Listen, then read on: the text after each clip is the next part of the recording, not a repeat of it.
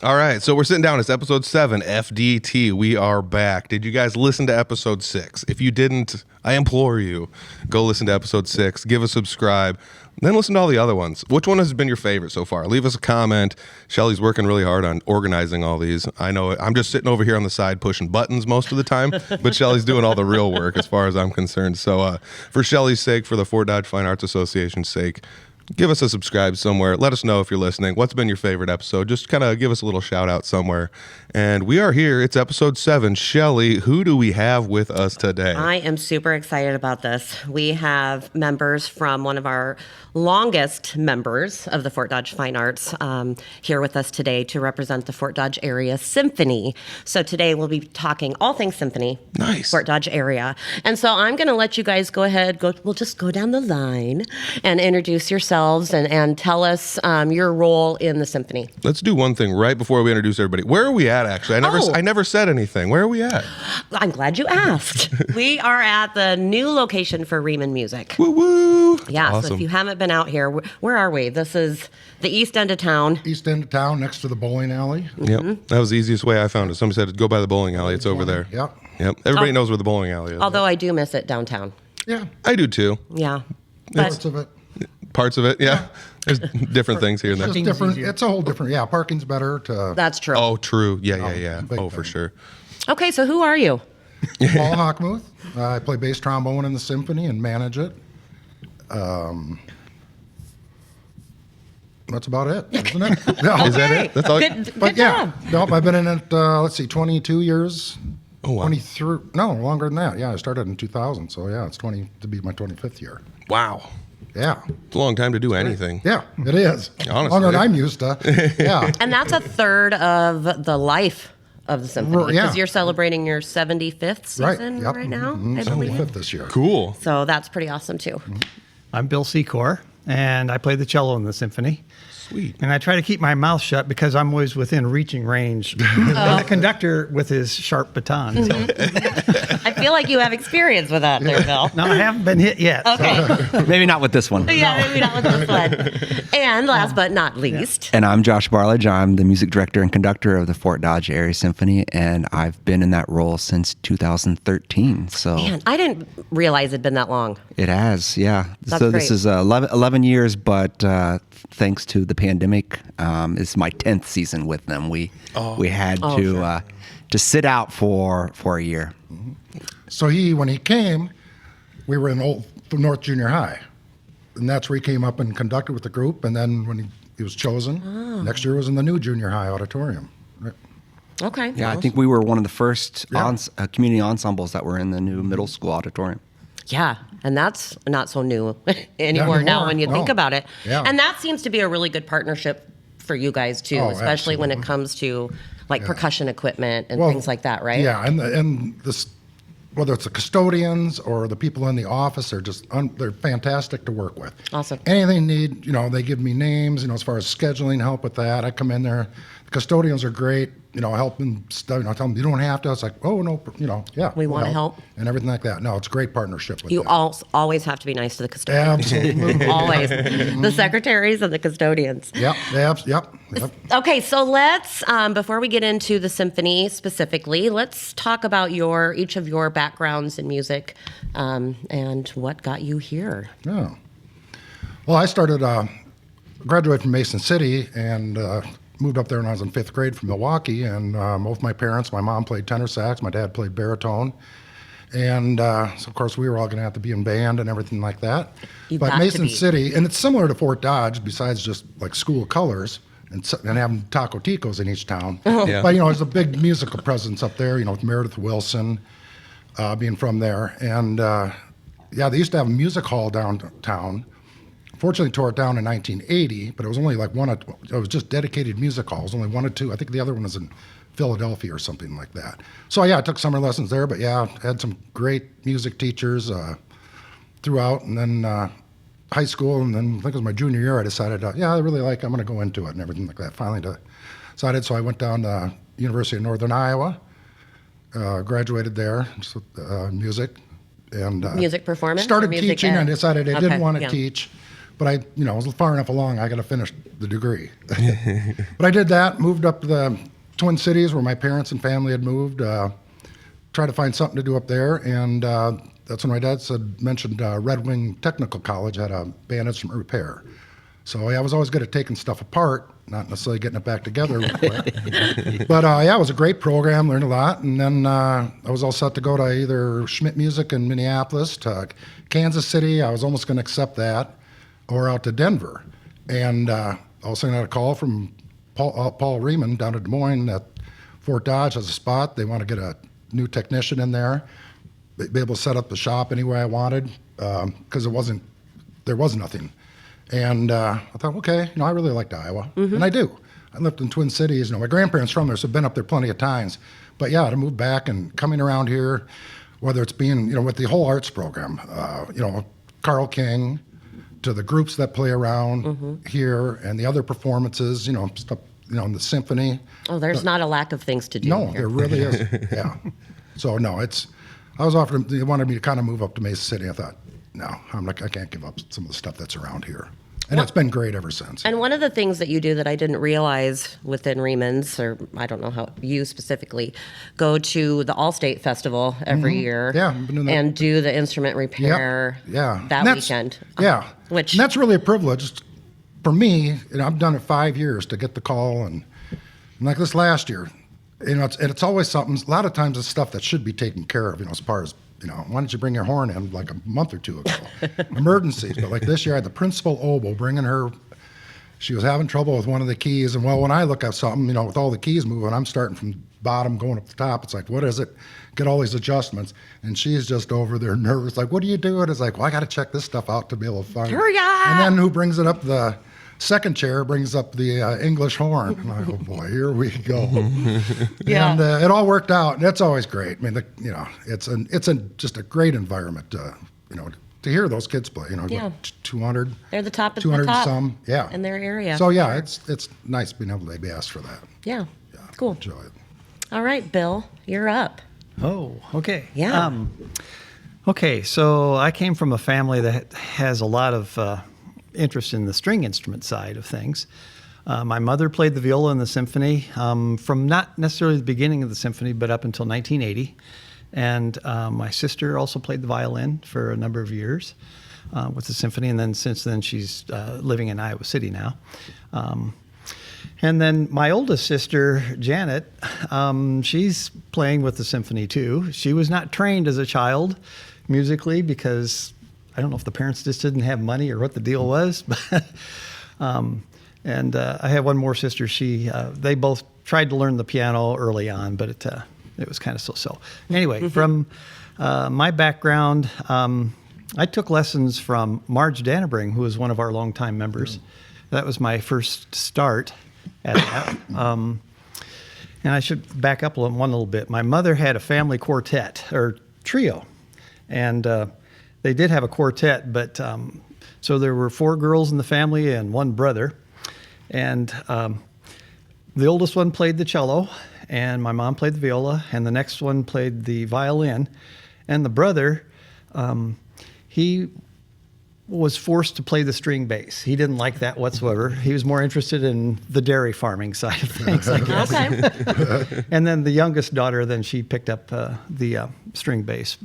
They played quite a few performances down in the Newton areas where they grew up, and they played for events such as coffee parties and graduations and so on. That was a different time when small groups were highly appreciated Yeah. in small gatherings. So Like parlor music. right, Yeah. exactly. So so I mentioned Marge Dannebring. I took a couple lessons from her, a year's worth of lessons. And then through the school system, they started the string program when the kids were generally in the 5th grade.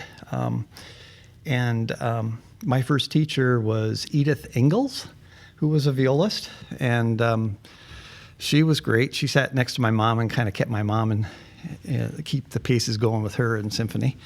And Arnie Bodie, who was a timpanist or a percussionist, he gave lessons for one of the summer sessions that I took through the school system. And then Phyllis Phillips, clarinetist. She was kind of the musical instrument person that was also one of the elementary teachers. And when I got to junior high, I didn't have the same conductor any of those 3 seasons. The first one was Dean Moberg, and then he and his family packed up and moved away after 7th grade. 8th grade was, I'm trying to remember who that was. Claudia Arnold Johnson Lyons. Okay. And she conducted or directed us for about 2/3 of the year, and then I can't remember if she moved away at that time, and we had a fill-in at the end. I just don't recall. My senior year was a guy by the name of David Bungie, and he was the principal violinist for the Fort Dodge Symphony for 2 years, if I recall. And then he moved on to greener pastures. And then when I got to the high school, it was Jim Huffman, who was a longtime conductor with the symphony. I think at least 10 or 12 years in there. And he was, he demanded discipline, but he was also a very funny guy. You knew when to laugh and when to be serious with him. Yep. Never threw the baton at us or anything like that. So what else about And me? then after high school, did you have any other formal training? I went to Iowa State, and I played in the symphony, and I did not want to take a grade because I didn't want to have it ruin my grade point. And Lawrence Burkholder was the conductor all 4 years down there that I was there. And after he retired, and I can't remember what year it was, probably about 91 or 93, somewhere in there, he came and conducted the Fort Dodge Symphony for about 5 years. And we played a number of the pieces here at the Fort Dodge Symphony that the orchestra played down at Iowa State. Nice. I'd like to mention one sidebar when we were playing Mendelssohn's Fifth Orchestra. We were in the section of the where there's a lot of round going on, da, da, da, da, da, da, da, dum. And then all the different sections are morphing around, and all of a sudden we're lost. And we're on the stage at C.Y. Stevens. Oh my God. Dr. Burkholder took his baton, tapped the stand just once. Everybody stopped, and he went like this, and we all came at the same place. Nothing was Accidentally? said as to where to start. All right. But the whole orchestra, it was fantastic. Yeah. Yeah. We had a lot of great musicians in the orchestra down there too, but I was so shocked that we got lost. Yeah. Right. Oh, that's so comforting to know. As far as lessons go, for me, I didn't take any lessons until my senior year. And Okay. the teacher was David Tabbitt, and I don't know where he ended up in the world at this point, but he was from New York City originally.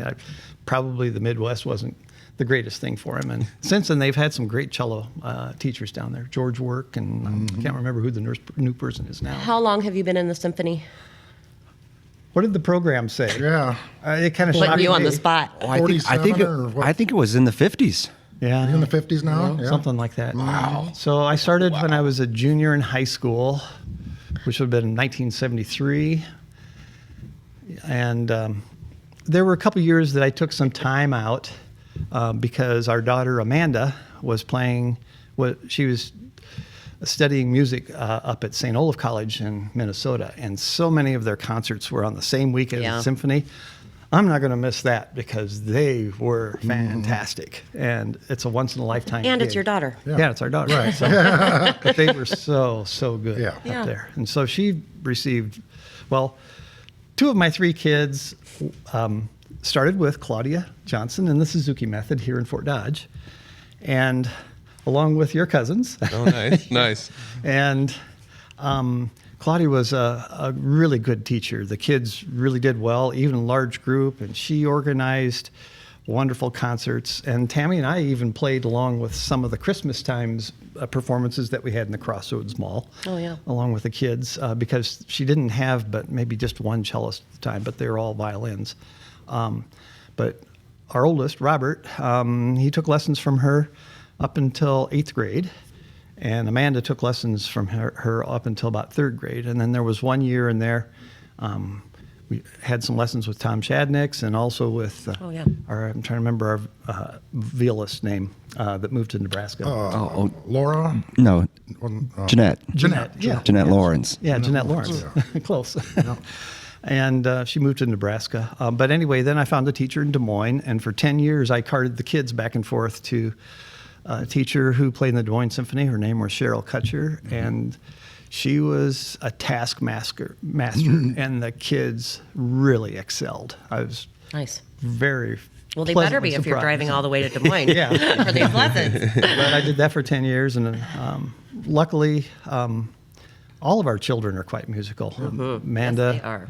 Amanda plays the piano and the organ for church sometimes. We could do a whole podcast on your kids. Just the Secor. The whole Secor family. We definitely. Your nephew and your niece. Podcast number 8. I know it. That At home with the Secors. I'm making a mental note of that for sure. Yeah, a day in the life of the Secors. They're all just playing together. Be like a sitcom. Anyway, the only child that didn't play the string instrument or hasn't been involved in the symphony is our daughter Anne, but she's busily being the winemaker. But didn't she play oboe like when I first came in? She played the oboe, Yeah. and we still have it sitting in a case. And I don't know what to do with it. I hope it's on the main floor. As long as you don't have it in the It's in a basement nice or room. the attic. No, it's not in the basement. It's Okay, Josh, tell us about you. Tell us all about you. Well, I think I'm the only Iowa transplant here. I mean, everyone else is native. I grew up in Ohio and was living in Columbus, Ohio with my wife, who was born in Indianola. Grew up in Indianola, born in Des Moines.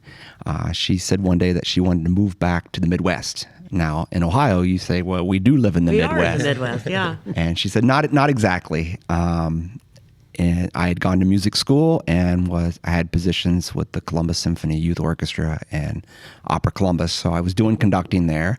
She wanted to move home, and I thought this was a new adventure, but had kind of told myself that maybe conducting wasn't going to be. There's only so many orchestras around, and fortunately got a job with the Des Moines Symphony on their admin. Very, very fortunate. Felt lucky to have that, but had kind of hung up conducting for a couple years. We moved here in 2006, and out of the blue, how Ardella Hine got my email address, I don't know. I got this email at work, and it said that the Fort Dodge Symphony was looking for a conductor, and I have to tell you, I had to Google it and find out where is Fort Dodge, Iowa. Right. Yeah. I'd only known about this area two ways. The first was when you played band growing up, marches came up a lot, and the name on the march was either John Philip Sousa or Carl King. So I knew that someone named Carl King had a affiliation with this area. I later found out that he actually was born about an hour from where I was born in Ohio. Oh, wow. Southern Ohio, near Cincinnati. And the other thing that I knew about Iowa or this area was that when I was a kid, my great-grandmother took a trip to her hometown, which I later found out was Humboldt, Iowa.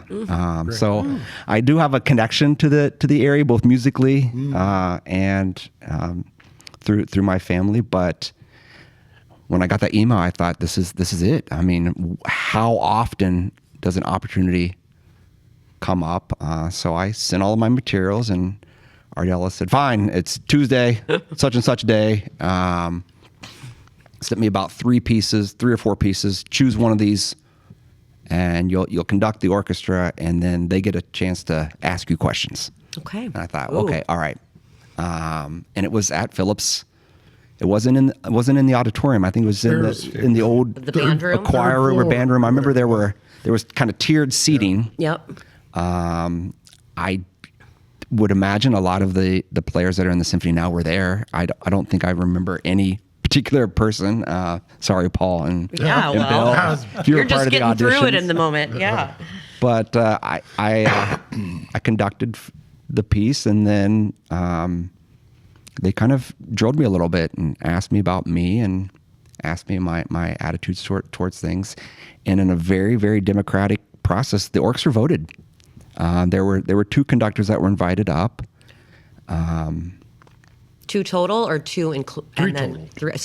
three with you. There were two Okay. other. I thought it was just one other. Was it just Maybe one maybe it was two. Oh, okay, just two. I think total. there was just two total. Okay.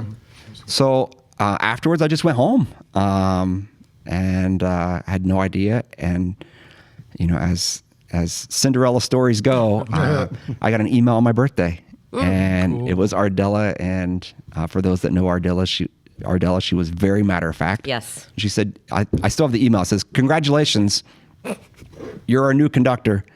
I need next year's programs by the end of the week." And that was pretty much the. And Get to work. get to work. It's been great ever since. I absolutely feel fortunate that came about at that time. I think that most of the members of the orchestra still like having me around. Bill talks about the Secor family. I've always said, don't make the Secors mad. You'll get a major dent in your string section. Half the group. Keep one eye on the music and one eye on the members of the Secors. But it's a fantastic group. It is community based. There's a full wide range of previous experiences. We have people that played just for fun and they've maybe played in high school and that's it. We have instrumental directors that have master's degrees. And the fun challenge at times, but the fun is getting all of that together, knowing that we come from different aspects. We all have different things we do during the day, and but we all come for the same reason. That's just to make great music. And so far, after 11 years or 10 seasons, I think things are still going strong. Yeah. I always think, I'm sorry, I always think it's fun to, we've gotten to know each other a little bit over the years, and whether it's social media or whatever, I just always appreciate how, even though you're in Des Moines, you are very much in the know as far as what's going on artistically, I think, in Fort Dodge and the community. Just overall, you always take a selfie by the silo. Yeah, the silos, yeah. Before your concert. I've learned a few marketing things over it. Yeah, see? Oh, yeah. You find your niches. The silos are great. Right. cool. What a superb example of public art. I think at any point they could have been torn down. Yep. Oh, yeah. I'm sure there's a large group of people that wanted them torn down. Yep. And a large group of people that didn't You could have put a even wanna gas pay. station there or something. A gas station. I mean, anything. Anything. I mean, it's still real estate that could have been used man. for commercial purposes. Sure. Yep. But True, the city decided to make art out of it, and art in a way that still ties to what the original purpose was. For sure. Historical significance to it. And to me, I mean, that's just kind of what Fort Dodge is. I mean, it is a treasure. I mean, not just Carl King here, not just Meredith Wilson up the corner. The silos we talked about. I think the high school has had the longest continuing music theater program. Yeah, I feel like they're in the like country. 2 years away from 100. These are important things, and seeing that besides just the job with the symphony, but just seeing how all this ties together into the community, it does make the drive worth it on a regular basis. I wish I lived closer.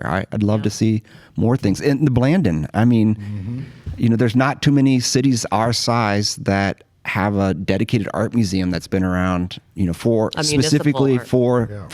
for that purpose. Yep. And you mentioned Ardella Hine. She was one of the founding members of Fort Dodge Fine Arts Association as well. So it's fun to have these discussions, and these names keep popping up, different episodes. Arnie Bodie, of course, legend. comes up quite a bit. And as we're talking about the community a little bit here, and Josh, you might not have as much to say about this as possibly you two, but just real briefly, tell us about your experiences. So yes, you're in the symphony. Paul, you also play in the Carl King Band. The And- 515 big band, which started a couple of years ago. And then this, some of the communities around also have smaller groups. There's about 20, and they're just down in Jefferson. I play in the TNC band out of Cherdan, actually. And it's just a bunch of great people that love to play. And they're fun. Pocahontas. You've also played in the pit for Comedia a few times at couple least. times for that, yeah. So, there's some great opportunities. For people that want to play, and here at the store, I get people in. Well, we're going to get this fixed up. There was just somebody over just from west of here in Barnum that I fixed her clarinet. She found one. She had played over in Webster City. And I'd like to get back and playing. Well, whenever the Crater Day is, I think it's in June. So I got her name, and I said, just work it up, and we'll have you in the, group. And it's some high school kids, just do the parade. And we kind of got out of the parade thing, and now we're just going to do a little concert downtown, which we started last year, and it's great attendance, and it just allows these people to, a few times a year to be able to play. Yep. Something, it's something that's always stays with you. Physically you're not going to, necessarily have it, but mentally you just, play through a few things, and it comes back. Yeah. Yeah. How about you, Bill? Well, unfortunately, I made a lot of notes here. Bring it. If I could digress just a little bit, well, I've had a chance to play in the Comedia, and so have all four of us have. Whenever there's strings, we call the Yep. Secor. Yeah, some great shows. The Catch Me If You Can, and Music Man, and Of course. some of those are wonderful. And also, when I was in high school, I played in the Webster City Community Summer Theater, and so that was always fun over there. Let's see. So, and as I mentioned, our family has a quartet. We go out and play for weddings, and also we played for the Catholic Daughters of America Christmas party here just recently. And the Blandon And the Christmas Blandon party you Christmas played. party, yeah. Yep. So, other than that, we occasionally play for church services here and there. Well, where do I go with that? Well, are these yeah, symphony yeah. folk? Okay, so let's get it. Let's dive into the symphony. Yeah. Yeah, let's do that. So when you look at the website, and which is great, but you go to it and at the About Us, and it talks about how the Fort Dodge Area Symphony first started out as it refers to an orchestra. Generally, what's the difference between an orchestra and a symphony? Ooh, Yeah. good question. It is. I know, because and it almost made me think it might be the numbers, but I don't think that's true. But it talked about how the orchestra started with about 20 people, Yeah. and then was starting to grow, and then they decided, you know what, we're a symphony now. Is there a difference? I always thought an orchestra was more or less string players and maybe a few other minor instruments, whereas a symphony combines the whole wind section and the percussion. And maybe I'm off on that, but that was kind of my thought. Or what's a philharmonic? Some What makes it that? some Yeah. groups are called philharmonic. It's all the same. The thing that I love the most about our particular name is the word area in there. Yes. Yeah. I live in Des Moines. I drive about an hour and 40 minutes to come up for rehearsal. You would think, oh, well, then, you're the outlier. Really not. Tons of players that come from Ames, come from from Mason, come from, Belmont, come from Carroll. There is a group that live in Fort Dodge, but lots of people travel in to do this. Yeah. We make a point to put all of their cities in the program book so that people can see that people are giving of themselves, not just their time, but actually making a commitment to coming in and performing in this. And I think that makes it even more special. For Because if you look, it's a volunteer group. It's, not really paid, although, so we get about 30, 35 regular people, like say from Webster City, you're coming from Des Moines.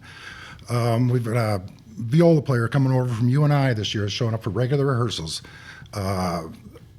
Newell, I'm trying to, but anyway, from around the area. So they're coming to regular rehearsals. So we have 4 Mondays, a Thursday, and then we do the Saturday dress rehearsal and a Sunday concert. But yeah, the core of that group, and the neat thing is, so then, we run about 52 to 55 players total. So then we do get some that we have to hire, that we hire, I don't have to, but it fills the group up. Whether it's the harp player, and then some other ones that are, I don't know I guess I can somewhat call them professional. They play in the Central Iowa Symphony, the Des Moines Symphony.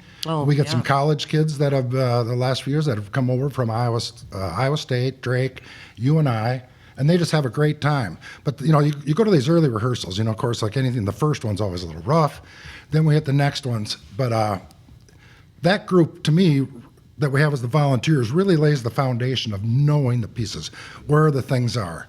Then for the dress rehearsal, the other 15 whatever that come in, and they're very they're all well prepared, and they just add to it and fills up the group.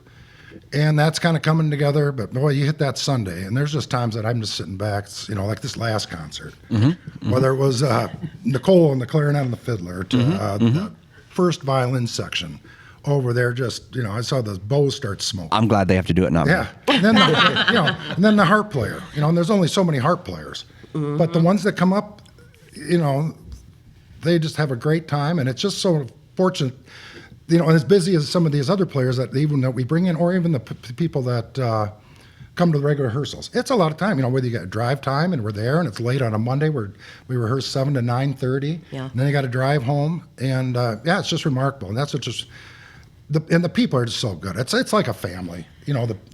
All the people are that are in there are just great people, and that's why I love being a part of it, and and doing what I do to set things up as far as that. I think it's great that there's so many opportunities like this for people from the outside to come to Fort Dodge. We heard about the same thing with the 515 Big Band, Carl King Band, people traveling from everywhere to be a part of our programming. Yeah. I think that's awesome. And I always say it's not just musical, it's good business. Yes, yes. So if these people are coming into town, they have to eat somewhere. They have to fill their tank full of gas. They might have to do some shopping or something. I mean, it is an economic driver for the city to have community groups. And then we get to our concert, and then there's a whole new group of people that are coming in that also have to eat and fill their tank full of gas and pick up something at the grocery store on the way home. So I mean, beyond just music, it's good business to have community groups. It's when you conduct or work in a group, a professional group where every player's there every time. You get through what you need to get through. In a group like Fort Dodge, where not all the players for varying reasons either they just can come in at the end, or people have lives and something's come up and they can't be there. I think it actually has made the group stronger because there's not the full group that someone can hide and lean on. You're pretty exposed. You have to know your part. We don't have any string bass players at our regular Monday rehearsals, and string bass in an orchestra really lays down that ground root. I mean, we got third trombone at times, but I mean, there are times where it may not be correct rhythmic wise, and it's clear that when the string bass would have been playing there, it would have naturally been better. But it forces the players themselves to really know their part, and be very solid on their part. Not to lean on the bass players when they get there that weekend, but not require that to get through.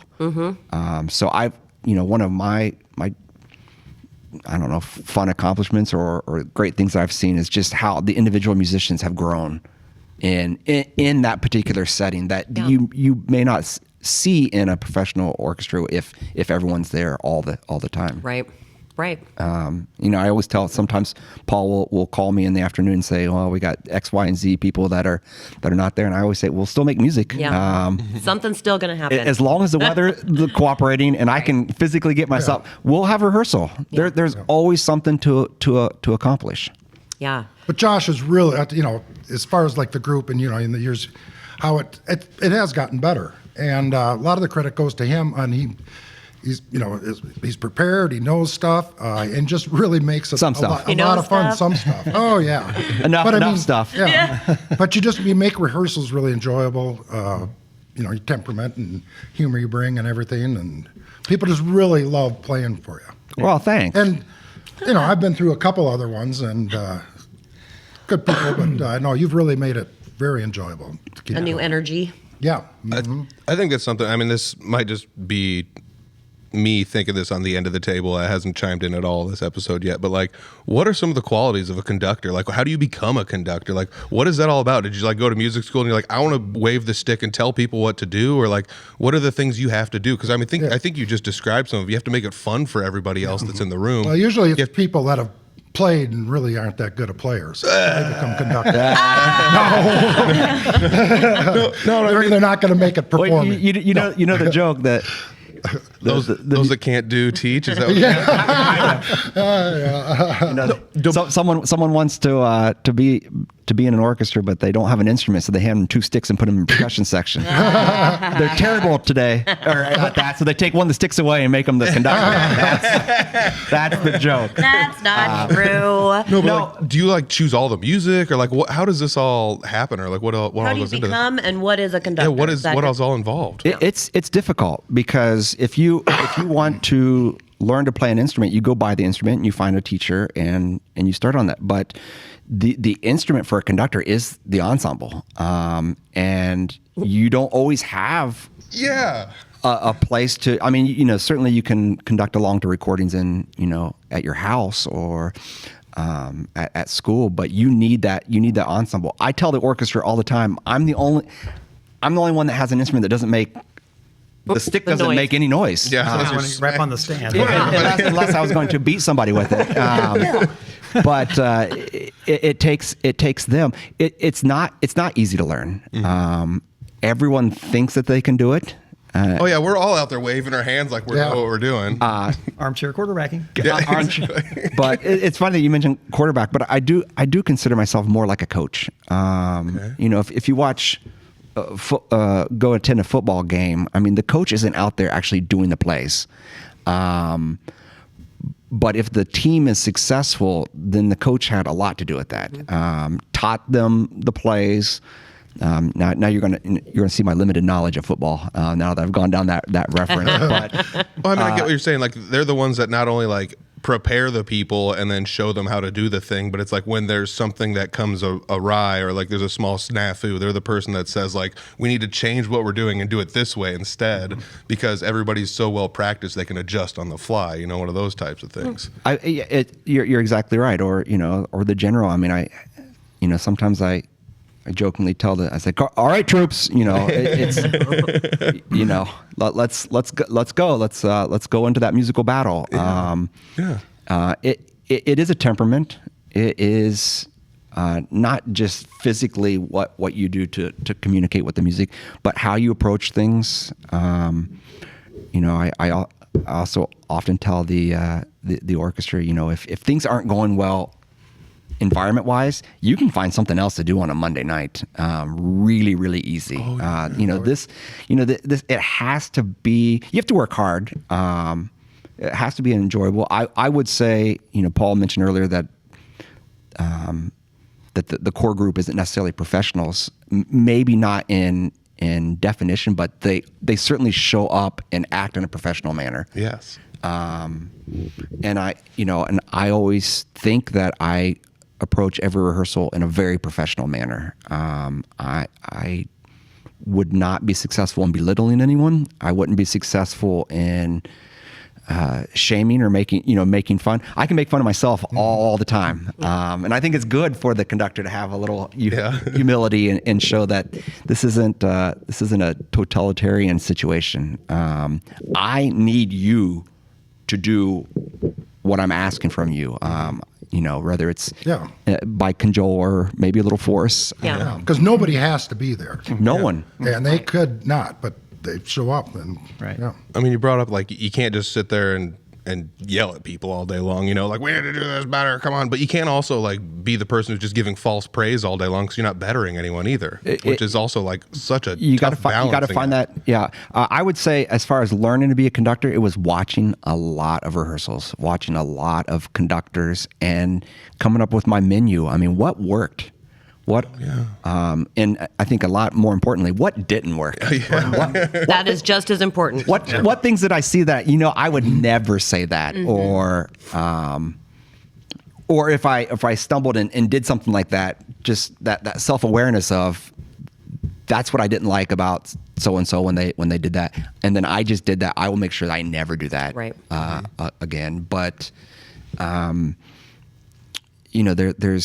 there's times where a musician will come up and I said, that was great. And they said, yeah, they would try to say something that I did. And I said, no, I just made the pathway for you. You did it. Right. Yeah. I just gave you the confidence to to do that. And I mean, you know, there are a couple members of the orchestra that when I first got here in '06, I think would self-assess and say that they weren't sure that they could do anything. And now they are very, very talented contributing members of the group. Now, you know, that's been several years of just working at what they were always able to do, just get the fear aspect out of it. Yeah. You know, I mean, our performances perfect? No ensembles performances are absolutely perfect, but it is the very best we did at that time. Right. Yeah. And I think that, you know, you combine that with just good programming. I've been sitting here thinking we need to mention how, at least from my perspective, and I would venture to say that probably the whole ensemble, I think your programming is just awesome. You have such variety. And if you have not attended a symphony concert, you've got to get to one, especially when you bring in the different community collaborations with it also, which I don't know if that's something the symphony has always done, but I know in the last few years, you've really reached out not only to myself, but to other organizations and brought in some really cool opportunities. Do you want to share a little bit about I can start, but I want Bill and Paul to chime in. Yeah. You know, we started this whole podcast just about the community and about what's going on here. So, yeah, we should collaborate. I attended an award ceremony a couple months ago, and during that ceremony, they said those at the bottom compete and those at the top collaborate. And I'll never forget that line. It is so true. I mean, that should be everyone's mantra. If it's not your mantra, then you know where you are. And right.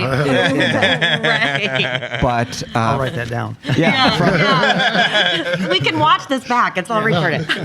But yeah, you know, when Shelly, when you and Will started Triton Singers, the youth chorus, absolutely we should do something with them. Well, I mean, when I had this crazy idea of doing a setting of Christmas Carol with words and music, it should be community members. I mean, if you know, I could fly people in from New York, but it goes against what this whole thing's about. Right. Right. And then, you know, when you bring community members, when members of the orchestra see their colleagues or their friends in those capacities, it makes the whole thing make sense. And then with guest artists, I'm very, very particular. It has to be somebody, and guest artist, I mean a soloist to perform concerto with an orchestra. It has to be someone that thinks that when they get in front of that group, this is the greatest thing that's ever happened to them. Yeah. If it's someone that thinks they're doing us a favor, or if it's someone that might say anything that kind of, I use the word poo-poo the situation, it will undo all the things that we built. Right. So there is a lot of work that goes into getting to that first rehearsal. You know, I mean, you mentioned program. I don't know if my colleagues here want to chime in. There's the Triton Kids experience for those students was so amazing. They got to perform not only with you guys, but they got to rehearse with you guys. They got to have a new conductor, a new leader. And it's funny, you can prep them only so much. And then they come in the room and they're chaotic. And then, you know, the way you have a commanding presence for the symphony is the same thing that affects those students when they get in there. And it almost made me teary watching them perform because they were so, like, I don't want to say stoic because sometimes I think that's got a negative term, but they just were just so proud to be there. Yeah. And many of them, I'm sure, have never experienced something like that either. And you invite kids to stuff, you get parents to attend. Yes. so that's a double good thing as well. And then I got to read a thing with the symphony last year, Peter. Nice. Yeah, the Sleepy Hollow. Sleepy Hollow. Yeah, and that was totally out of my realm. But so fun, and just fun, but I just learned so much from working with you guys, even from that aspect as well. So that's, from my perspective, it was a wonderful experience. Do you have anything to share about collaborations or? Well, it'd be over the decades, I guess. Yeah. The first one that I kind of recall, we had a conductor that was from Czechoslovakia, and his name was That's a commute. František Smetana. And he was at Iowa State for a number of years, from 66 until 73. I had to do a little research on that because I couldn't remember the years.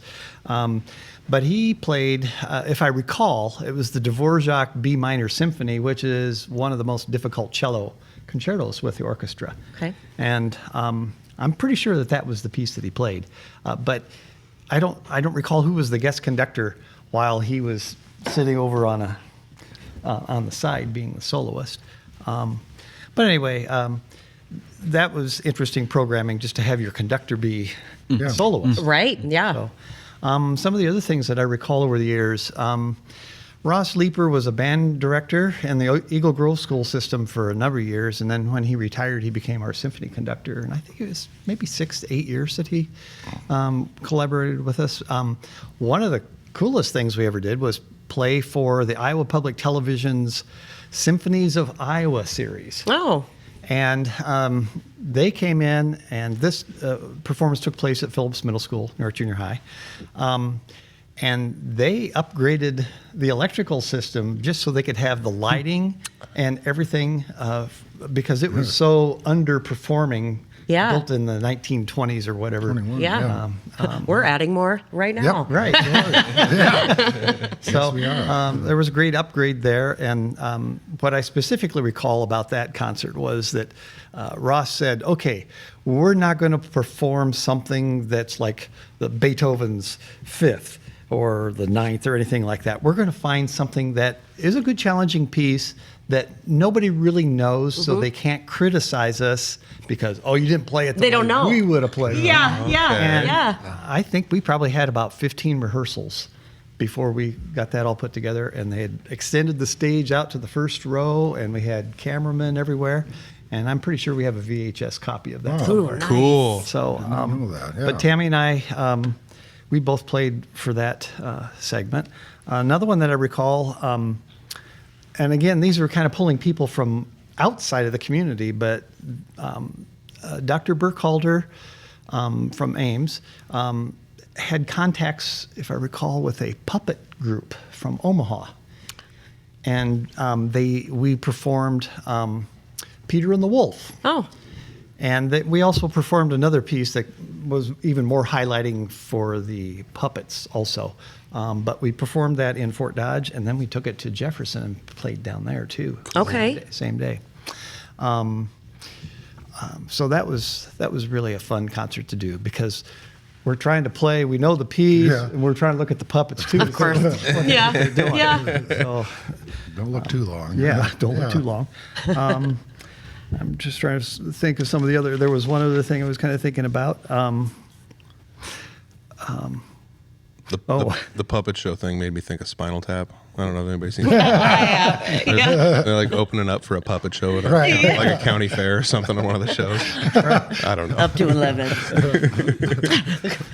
So you were talking earlier about the confidence of the players. We had all sorts of abilities on the stage, and Jim Huffman, who was our high school teacher at the time, conducted the symphony about 6, 7, 8 years, and he said, "Well, if you don't know this particular segment of the music, string players, just move your bow back and forth, keep it this far above the string, and then wave at Grandma out there in the first row." They had some good philosophies. Yeah. So if you don't Some know it, singers do that too. Just move your mouth. watermelon, Yeah, watermelon. Oh my gosh, yes. But we also played with the Choral Society probably every other year or every third year. Yeah, and we nice. did the Messiah. Okay. Usually it was performed at the Corpus Christi Church. That's probably been a while. It's been a while since Yeah. we've done a whole full-blown thing with that. But we've also performed with the Choral Society, Yeah. or Dodge Senior High choral group. Pro group, yeah. Yeah, nice. And those are wonderful concerts. Yeah. The Fauré Requiem, Yep. that still gives us shivers. And I think the other thing is it gives the audience a chance we're not so, what would you say, stuffy that zip your mouth when the conductor's got the stick up in the air. My grandchildren are out there making a little bit of noise. Oh, yeah. Yeah. We know they're there. But I remember with Smetna, too. I was about 6 years old when he was conducting. My mom said, well, okay, I need you guys to sit up on the left-hand side because there's a pianist and up on the balcony, and you can see his handiwork and so on going down there, and it's a great place to see the whole orchestra. Plus, you can see me, the violist. And Here's where you have the best shot of me. but I do remember one time, Smetna being from the old country, there was a baby that was crying between movements, and the next movement I think was probably one of the slow ones, and he calmly took his time, sat like this with the stick out here, turned around, waited for the baby to stop crying. I think it was probably a minute or so. The mother finally took the baby out. He turned around and then conducted the next piece, the next movement.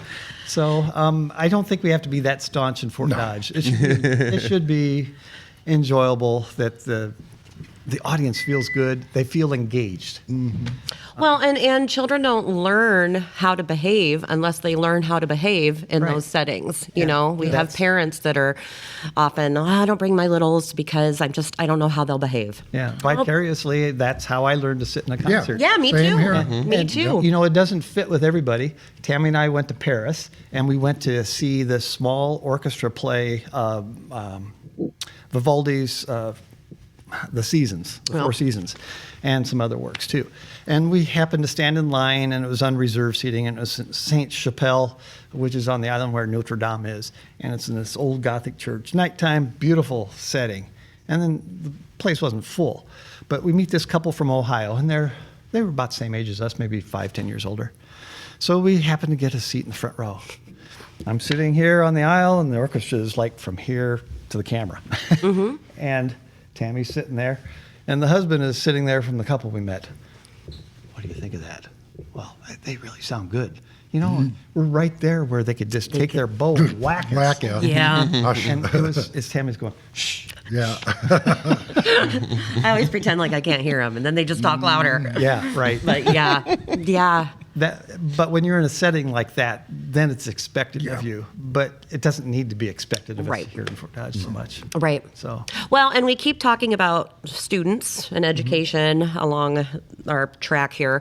Let's talk a little bit about the Young Artist Competition and how, why is that important? Who's that for? What student is that for? What is the reward? Just as if I knew nothing about it. You go ahead and start. Are you sure? Yeah. It started in 1966.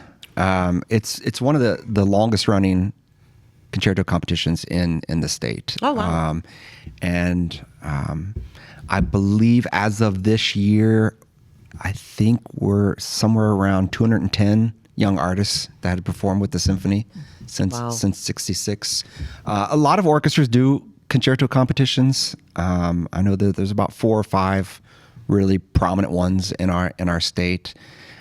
In most cases, they choose one winner, and that student performs on one of their symphony concerts. What I really liked when I got to Fort Dodge was that there was an entire concert devoted to that. I was going to say, you have several on this next one, right? We have 5 for the next one. Yeah. Last year, maybe 2 years ago, we had 5, and I said never again. But Here we are. Here we are. It's hard to choose because these students now we do a high school and a collegiate competition. Okay. So is there an age range, or is it just classes? It's no. You have to be 23 or younger. Okay. So we put 23 because at the collegiate level it should really be undergrad. Yep. But these students are just amazing. Every year, and I would say we used to, anyone that applied would come to Fort Dodge and participate in the competition. They'd come in and they get 10 minutes They'd play, and then they would go home, and then we decide who the winners were. I didn't think that was. I thought that was a lot to ask of students. Just travel time and not knowing if what your chances were before you got here. You'd have to bring your accompanist with you. Right, Yeah. right. So three years ago, maybe 4 years ago, we started doing a preliminary video only round. And I thought, well, this will be great because you have nothing to lose. Right. You can submit a video, you can make it, make the video wherever, and it has dramatically increased the number of applicants. And from the video, which I allow the orchestra to rank, so they, the players get the buy-in on who eventually is chosen. Then we have a final in-person round. And, to me, the idea is if you're selected for the in-person round, you've made it to a certain, the chances of becoming a winner are closer, have increased. And even at that, it's hard to choose.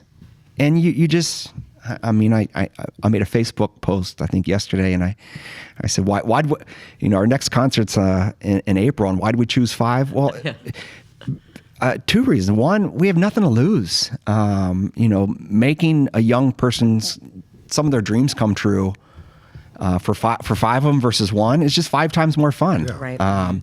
It's at times difficult for the orchestra to rehearse and get together, 5 different concertos. But if we really are on board with the idea of that our season finale is always going to be a young artist concert, then they should be the largest part of the concert. So I usually put an opener and a closer on the program, and the bulk of the program is working with them. with young artists. Yeah, that's cool. I didn't realize it'd been that long. I think you might have to fact check me, but I think it's 1966. Yeah. Wow. Okay, so I have a couple more questions for you before we run. I don't want to run too long. That's cool. But I always ask our guests about, I like to say embarrassing because those are fun memories for me to know about. But, And everybody else in the world and everybody is else going in the on world. the internet. But challenging or unexpected, preferably performing. But if nothing is you can say during rehearsal or. But we want the juicy stuff right now. Yeah. Oh, Paul's definitely up first on this one. Well, I was going to say, Paul's going to set the bar Yeah, high, so Yeah. look out, everybody. well, I was thinking, as far as like the symphony, Paul's like, which one am I? was Nikolai, was that the conductor? Yeah. So he did that one piece. It was kind of like a Save the Whales kind of piece. You remember that thing where he's up there flashing the numbers? It was just impossible to figure out where you were. He was flashing numbers. Yeah, for rehearsal numbers. Oh, As okay. we're playing, Okay. we just got him up there to make sure we stay on task. Oh my gosh. So we're getting towards the end, and the trombones, we Screwing had around. something. No. We were trying to Okay. pay attention, like, what is this and everything. So we, at the end, it was supposed to be just a huge blat, like a triple forte. Wah. Well, he's up there flashing them. We're off. The piece ends, and we go whack. And we're just all like a solo. We're like, yeah. Piece is done. He had its arm down, and then we let her rip. Oh, after his arms were down. Oh, well, pretty much, Oh, yeah. my The piece had God. ended, and then They beached we a had couple missed it. whales. Yeah, They we did, did. yeah. It was a real sudden ending. Yeah, it was like they harpooned it or something. We just made sure it was done. Save the whales. The whale was I don't harpooned. remember the name of that. So the piece was a race, and the trombones came in last, is what you're saying. Yeah, right. Yeah, we put the finale to it. Yeah. Sometimes, It was all 3 of us, too. Because we're just there looking at each other. Okay, where are we? Here we go. you know what's funny is sometimes when that stuff happens, and it's like, this was obviously a mistake to everyone that's on stage. The people in the crowd, if you do it with confidence, sometimes they don't even know. No. They're And just really, like- that's the thing. With anytime you make okay. a mistake, Yeah. it's like, don't worry. They're not going to remember it or whatever like that. And, Yeah. they don't. Again, it was an unknown piece. Right, yeah. It probably sounded appropriate. Like, That's funny. That's boat awesome. backfiring or something. Okay, that was a good one. Good way to start. What about you, Bill? Yeah. I'm never embarrassed. I knew he was going to say something He's like used that. to it. Just ask his wife. You put me on the spot because All right, next. I know. No, there's lots of times. Well, I think one of the more recent concerts, I didn't have the right piece up on my stand, Okay. Yep. and both TH and Barb and the gals are saying, Bill, we're on this piece. Oh, you had people looking out Josh for is you. getting ready to go that wrong piece. No, I got it put around. But then if we have usually we have a piece like this where the music's on side one and you turn it over and everybody's going in the middle of the concert. Yeah. That's embarrassing to me. But sometimes we have to copy off a page because it's edited such that it's so busy on the next page, we copy another one and stick it on our stand. Sure. And I've had pieces of music go flying across the floor. The whole front row does that now and then. Yeah. Tammy did it last week. And I think even Dennis Root had a problem with his music coming off the stand the last concert too. So that's probably... You're so funny. You and Dan visually- Cassidy's idea of embarrassment are like, Sometimes paper makes noise when you move it. Come on, Bill, live on the edge a little bit. So embarrassing. There's lots of times I can't play a lot of the music, and so I'm like Yeah. waving to grandma, got my phone off the string. yeah. All of a sudden you have an itch on your nose. Yeah. And I don't know. The other thing for cellists, the hardest thing is at Phillips Middle School, they had redone the flooring, and we have these end pins that we have to keep kind of stable to be able to play. And before they redid the floor at Phillips Middle School, our cellos were always sliding all over the place. And so we'd always bring a screwdriver and notch a hole in the floor. We cover those up. Oh, yeah. I've seen Covered them them. up. Now we can't, Yeah. can't do that. Yeah. Yeah, At the there new were school, holes. we don't want to do that to their nice new floor. So it's, I forgot my rock stop or I forgot my whatever to keep the cello in place. And there's lots of times you're sitting there and you're trying to relax to play, but your knees are holding your instrument together. And Yeah. Sliding both of you. Okay, Josh, we need something juicy. Something juicy. I think I got two. Great. One embarrassment moment, me personally, and then an embarrassment moment for a audience member. Ooh. We used to perform in what a lot of orchestras call concert black. Yep. Tuxedos or suit, coats, ties. The whole. We did a bluegrass concert once with a group from Des Moines called Ortonville Circus, and after the concert, this is a long lead up. But after the concert, the orchestra talked about how great they sounded and how great they felt they sounded at the concert, and I told him, I said, it's because for that concert we decided to wear blue jeans. Oh. And I said, you were wearing what you Practice. feel comfortable in. That then spawned into, let's go with a more casual look. So now we go all black. No coats, no ties are optional. Yeah. Still look professional, but you be comfortable physically, and let it translate into the musicality. But I'll never accept that for myself. You'll see I still come out with my coat on and my tie. It was, I think, one of the concerts last year. I come up from Des Moines. Sometimes I spend the night, sometimes I don't, but I bring everything with me that I need. I have a superstition of not putting on concert clothes until about 20 minutes before the concert starts, which I know drives Scott Johnson crazy, who wants to make sure everyone's ready to go. And I said, I said, Scott, don't worry, they'll never start without me. Right. Right. And so I'm just being relaxed and coy and talking to people, and I unzip that garment bag and the pants aren't there. The jacket, the tie, the shirt, everything, and no pants. And it just so happened that I don't know how far down the camera goes, All the but way. Yeah. it was these pants. At least I had gray pants on that day, and I went out and conducted that concert with a black coat, tie, Your tuxedo top. pocket square, Oh yeah, full line. and gray khaki pants. I never said anything about it. I was mortified by it. Yeah, of course. Yeah. Just kicking myself that I did not check this. I would normally check that garment bag 50 times before I'd I'd gotten here. A couple of musicians came up afterwards, said, I like the new look. They thought I was going with something hip. Had Vans on. Casual. But I'll never do it again. Yeah. You'll never. I don't know. Maybe I'll start taking 2 pairs of pants. Yeah. Oh, that's funny. But the other embarrassing moment. It was our very first concert in the new middle school, and we were doing a piece with Scott Johnson as narrator called "'Twas the Night Before Christmas," which is the setting of the famous Christmas story set to music. And we got to the point where the orchestra does a quote from Debussy's Clair de Lune, which is all about the sky and stars. And as we start that, which is very kind of ethereal sounding, the fire alarms go off. Oh, jeez. Which at first kind of sounded like it belonged in the piece, and I wasn't sure what to do. And No sprinklers. no Just the fire. sprinklers, Just no the sprinklers. alarms. Okay. But we had both sight and sound, the strobe lights, and after a couple seconds, I realized this is not just going to go off on its own. So we stopped, and I left the stage, and we waited until they could come Fire department came and turned it off. Yeah, the fire department had to show up. 20 minutes. Yeah.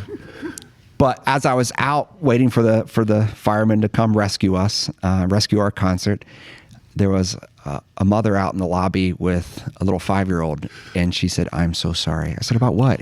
She said, I was afraid he was going to make noise during the concert, so I took him to the lobby. He pulled the fire alarm. Oh my gosh. I said, "Oh." Oh, no. And then she said, "We'll never come. I'm so sorry. We'll never come to a concert again." What? Well, yeah, exactly. I said, "Oh, you're coming to the very next one, and you're going to sit in the front row." She was so mortified Right. that she had disrupted our concert, and I said, you're right. At this moment, you probably will never ever want to come to a situation where you can suffer possibly that embarrassment again. Right. That's the wrong answer. Right. You are coming back, and It can't get any worse. I Get this can't. over. I can't tell you that they did. Yeah. But we were talking about the non-stuffy environment. That's an opportunity to really redirect someone's thought about what a symphony concert is. Yeah. Come back. If the worst thing that happened today was that we had to postpone the second half of the program for 10 minutes while they turn off, we're still batting 1,000 on life. Right. This is not the end of the world. It was just the end of that moment in that piece. Yeah. Embarrassing for her. But they came back in and they sat down in the front row. That good. That 5-year-old's has his driver's license now. I don't know. Maybe He's a string player. Maybe he's in the orchestra. I don't. Yeah. Let's say he is. Maybe he's a fireman. Yeah, Or maybe he's a fireman. Yeah. But it's embarrassing. I didn't have the right pants on. The concert was still great. Yeah. The kid pulled the fire alarm. The concert was still great. These are not end all be alls for what is a successful event. Right. Ooh, that's a good one. Yeah. Yeah. I should have gotten the names. I'd love to follow up now and I'd get, 20 years later, here's that kid. I would get the kid up to conduct the orchestra. Oh, nice. Or show up to one of his. So speaking of concert. There you go. There you go. Yeah, go to I'll his. attend his band concert and I'll yank that fire alarm. Except now they have cameras. You get caught. So this will come out the first Friday of April. So let's talk a little bit about what your concert right after that will entail. And yeah, just that. I kind of said that as a comma, but period. Question mark. You guys have a show coming up. Let's hear about it. Oh, there you go. April 6th. April 6th, 3 o'clock at the middle school auditorium. It's the Young Artist Concert. We got 5 young artists coming in there. And you can continue. I can continue. I can't even remember. I don't even remember the pieces. I don't either. Well, Nobles. Well, let's a guy from hope by the 6th they remember what those pieces Don't are. forget your music. We have five young artists. The instruments are violin, cello. We have a soprano voice, clarinet, and piano. So a nice range of different instruments. I can't say that there's one of the 5 that I particularly like. A couple of them, I think 3 of them, we've played before with other young artists. So they're pieces that the orchestra are somewhat familiar with, pieces that the audience would be familiar with. But the big piece on the program is the pictures and exhibition. Yeah. Now we're doing a slightly different version than what some people are used to. The most famous pictures. Now this is a set of piano pieces that Mussorgsky had written that various people have made orchestrations for, taking that piano music and assigning orchestra instruments to it. The most famous is by the Parisian composer Maurice Ravel.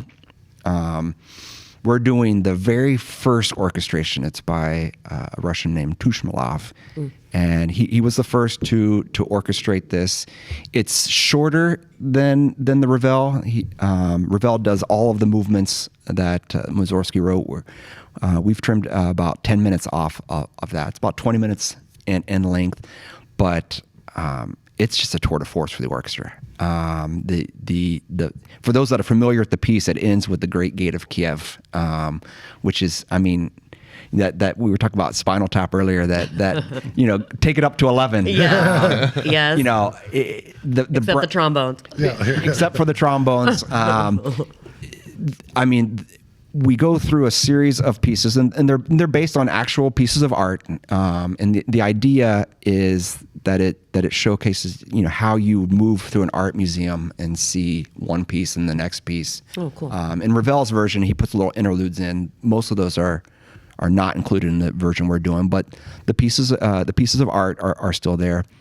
But it just goes full tilt at the end. If you're familiar with the piece, definitely come see it live. Yeah. If you're not familiar with the piece, this is one to absolutely see. If we're celebrating 75 years, and I think that Great Gate of Kiev with all the big brass moments and the string players, whether they're playing on the string or slightly above, waving a are giving it all. I think it's a perfect way to end the celebration of 75 years. Yeah. Gosh, that's a long time. So these are at the Fort Dodge Middle School. What is it, $12? Did I make that number up? 15 to get in, unless Students. you are a member, right? Yep. Mm-hmm. And Students free with an adult. so what's the membership consist of? You can get a family membership, $50. Individual, I shouldn't say family. Yeah, it's an individual membership. Good for all 4. And real deal, you divide And it that's up for a year? For a year for 4 concerts. Yeah, so it comes out pretty good. And it's good to for supporting the group. Yeah, that's what I was going to Allows ask. us to plan financially and everything like that. And it's just great to and look at a majority of them like Fort Dodge, but we got members from Humboldt, Laverne, Algona, I think is one, and Sac City, Lake City. So we got a few from the outlying areas. But And you're always accepting donations. absolutely, yep. Yeah, I would assume funding is mostly donations. Probably our dearly beloved Smeltzer and Deardorff. Smeltzer and we which wouldn't are have the group huge. without that kind of support. And that's such an asset to the Fort Dodge community. having Over with and that. over and Absolutely, over. Yeah, it's tremendous. But if you've never attended, come give us a try. Yeah. It's not going to be a terrible afternoon. It's got. That's the slogan. Come join us. It won't be terrible. You won't hate it. I think people have these preconceived notions of what Excuse me. what it is. Either it's stuffy, or because it's a community group, then they must be terrible. And everyone that comes for the first time, they come up at intermission or they come up after the concert, and they're just raving about it. And I think, well, shame on you. What did you think you were going to experience? It's a quality afternoon arts experience. Come give us a try. Yeah. $15. You can't beat can't beat the price. Yeah. But I know if you've never attended the Fort Dodge Area Symphony and you come to our concert on April 6th, you will come back next year. Yeah. You will immediately know this is something that I want to do on a regular basis. Yeah. That's wild that the expectation of the unknown person, like the person that does not know anything about this, is either like, I'm gonna have to show up in a suit and tie or a tux or something just to sit in there, and then the other end is just like, it's community based, so it's not gonna be any good. It's like two of the most extreme opposites you could ever get for expectations. Right. And it's like, I will have to say, just go check it out. You don't have to wear a tux, do you? Okay. No. Okay. So, More often than not, you're going to be somewhere in the middle. Yeah.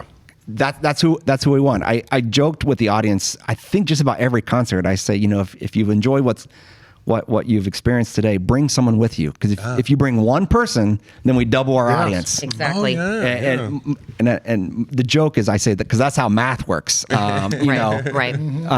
Come. If everyone loves music, I mean, they really love music. You might not like every piece on the program. That's fine. Yep. If you don't like a piece, you can come tell me. I will still meet with you in the lobbies. Or just focus on the ones that you did like. yeah, or keep it to yourself and be positive. Yes. Yes. But most of the people that I talk to that was their first time are just blown away by the experience. Yeah. So as another testimonial, we had Gina Gedler here for our last concert, and she had some of her groupies, I don't know what else to call them, but they were friends of my dad's side of the family from the Melbourne area. And this couple lives in Indianola, and they came up to see her. They follow where she goes. Anyway, he texted me out of the blue, and he said, I was not expecting this from a small community orchestra. Mm-hmm. It was absolutely fantastic. Oh, that's so great. That's so great. Yeah. Some And of that those- was one of those concerts. Being there, and you guys as performers too, you always like to perform. Sometimes the crowd's there, and then the crowd is really there, and that's what this last one. We've had a few over the years. Some And that was the Broadway one. That was the Broadway Right? Okay, one. yep. But yeah, you're just feeding off. Just hearing the audience where they were engaged. It just really is just one of those things that just fills you up. It's like that was a good one. Really hit that one up. They went bananas for Gina. Yeah. They just went She's bonkers. fantastic. Yeah. Well, and as we were talking before, I said, I can either mention this or not, but what is it that we need from the community? What is it that you need from the people? And it's attend. Attendance. Yeah. Attend. Come check it out. Yeah. Bring your friends. Well, I And was, your opportunity is April 6th. Yep. April 6th. And you can check their social media, their website for concerts. Is this the last one of this season? It is. Yeah, so you can check online those dates. They're really good about all getting the that links stuff will up. be in the description, so you don't have to go hunt them down. I will find them all for you and put them right in there. If you're listening to this the day it comes out, 2 days from now is the concert. Get a ticket, call somebody, bring them with. Something else I think is great is like, you listen to this podcast episode, but just send it to a friend who might enjoy this. Just send it to them. There's a share button right there. And what works even better than that is just word of mouth. Go tell somebody. You know somebody that likes this stuff. Go tell them. Say, hey, you're going to enjoy this. Listen to the podcast. Let's go to the show Sunday. Yeah. It's as simple as that. Perfect. Yeah. You nailed it. Yeah. Yeah. All right. We're fortunate to have you doing this. Yeah. Well, and thank you guys for joining me on this dreary afternoon. And Josh taking another trip up to Fort Dodge. Yeah, we to, had thunder snow be out there part for of a while. We did have thunder snow, but I appreciate what you do for our community and what you do for the symphony. And thank you so much. Yeah. Thank you. Josh. Thank you. Oh, guys. sure. Yeah. No problem. It's been a pleasure. Right.